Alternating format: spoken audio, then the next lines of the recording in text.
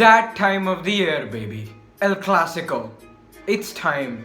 And here I am, and I'm going to give the most unbiased preview of all time. If you look at the points table now, you'll pretty much see Barcelona and Real Madrid are level with 16 games in and with 35 points. And in my honest opinion, by the way both teams have performed lately, the outcome of this game won't decide anything in terms of a title decider. There's still a long way for that. And also, Barcelona have slipped here and there, and Real Madrid just loves slipping up again and again and not capitalizing on Barcelona's mistakes. It's in our freaking blood. I mean, think about it. 16 games and 35 points, and Barcelona and Real Madrid are both on first and second with points leveled. I mean, this is not like the best moment, certainly not the pinnacle for Spanish football and Spanish teams at the moment. If anything, this is just average at best for both teams right now. So apart from a good entertainer, this game won't be anything more than that. Let's start with Real Madrid, aka Injury FC. If we have struggled to maintain consistency throughout this season, it's only due to one prime major factor. That is different sets of players getting injured constantly throughout the season. Currently heading into the Clasico, we are now missing an Eden Hazard who had just started to click at Real Madrid after a slumpy start to his Real Madrid career, along with an experienced Marcelo. I mean, think about how major these setbacks are. So based on the injuries and the suspensions are none, there are no suspensions, I predict that this will be the lineup in the Clasico against Barcelona tomorrow.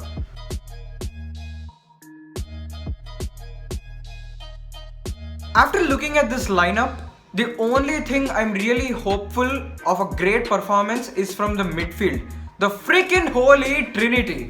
Kroos is probably having one of the best seasons of his career right now, enjoying a 93% pass percentage and also being more and more active in team play this season.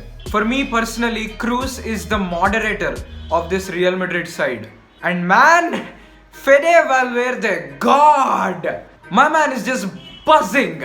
There's a certain class that is involved in his style of play, and there's a certain elegance that he carries which is so beautiful to watch. He attacks, he defends, he presses, he possibly does everything that a midfielder can do. It's quite impossible to believe that this guy is 21 years of age because his maturity is so unparalleled for his age. In my honest opinion, he's played pretty good to earn that starting spot in the Clasico right now. Give him the chance, he'll do well for sure. Hands down, the better Valverde in this fixture. Coming to Casemiro, probably the most important player in Real Madrid right now. Like legit, it is only because of him that the fluidity in Real Madrid's style of play is so evident. His link up with Kroos is what keeps the play going. And against players like Messi and Griezmann, his physical approach defensively along with his link up with the defense will determine the result that Real Madrid wants. Let's talk about the problem of the matter. Number one, our attack. We don't have clinical finishers. Yeah, sure, Benzema is clicking, but he's not a lone number 9 like Luis Suarez and is not supported by a front line of the likes of Messi and Griezmann. So with Benzema's form, with him playing like a number 9 will just lead to crowding him up by the Barcelona defenders. And also, Benzema doesn't play like a number 9, he doesn't function like that. Also, I'm quite skeptical of Vinicius and Rodrygo. Don't get me wrong, they both are amazing in the sense that both of them have great potential, and I'm massively happy that both of them have started their careers in a proper way. But again, there's that inexperience factor that is involved and shouldn't be ignored. In this fixture, our front line is probably the fish out of water among the two front lines. And if I'm being specific, talking about Vinicius Jr, he can't control the way he plays. He can't control his biggest assets. He can't control his strength to do sustainably well for himself and the team. Vinicius is a very good ball progressor, but when it comes to pulling the trigger, that's where he mostly jumps the gun.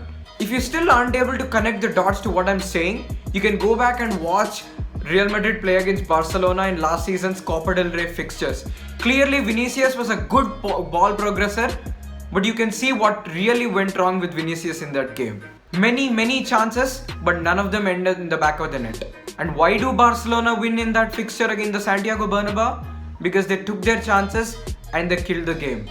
and addressing the second and the most biggest problem of the Clasico, defensive structure. In my opinion, this is one sole reason why we trip and fall down in important games like the El Clasico. This is not only this season I'm addressing of having a weak defensive structure, but this is happening for a decade now. In important games like the Clasico, it usually starts with one mistake on Real Madrid's end and with Barcelona taking the lead. And when that does happen, collective play and defensive structure all go to the bin. And at that point, it might seem like Barcelona is running through Real Madrid and Real Madrid just silently and reluctantly lets them do what they want to. The 5-0 loss in 2010, the 4-0 loss in 2015, the 3-0 loss in 2017, the 5-1 loss in 2018. All the matches carry the same narrative with them. This last decade, I'll just summarize it with one line.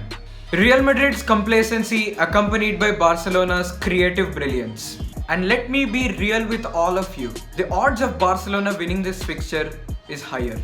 But again, on the other end, I feel that this won't be a humiliating loss for Real Madrid if they do lose. Considering Barcelona's ups and downs throughout this season and with Real Madrid also carrying that similar kind of form, I don't think anyone will significantly dominate the other team here.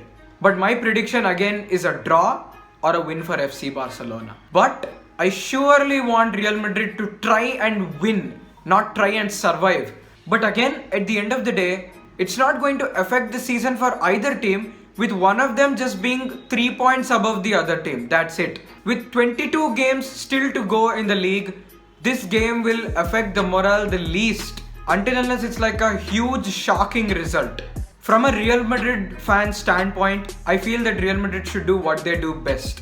Counter-pressing with fast and young players like Vinicius Jr, Rodrygo and Fede Valverde, and with an experienced lot like Kroos and Benzema up front, they should just disarm this Barcelona team. And with an experienced lot like Kroos and Casemiro with Benzema up front, they should just disarm Barcelona, restricting their build-up and movement. This is my preview of the Clasico from a Real Madrid fan point of view. As for FC Barcelona, I leave it to their fans. You guys can let me know in the comments if you're a Barcelona fan, how you see your team going at it in this fixture. Don't forget to like and share this video. Also on your way out, don't forget to subscribe to the channel too. And also follow me on Instagram and Twitter. Link is in the description. I'll see you later. Peace out, people. Got me talking to the brink.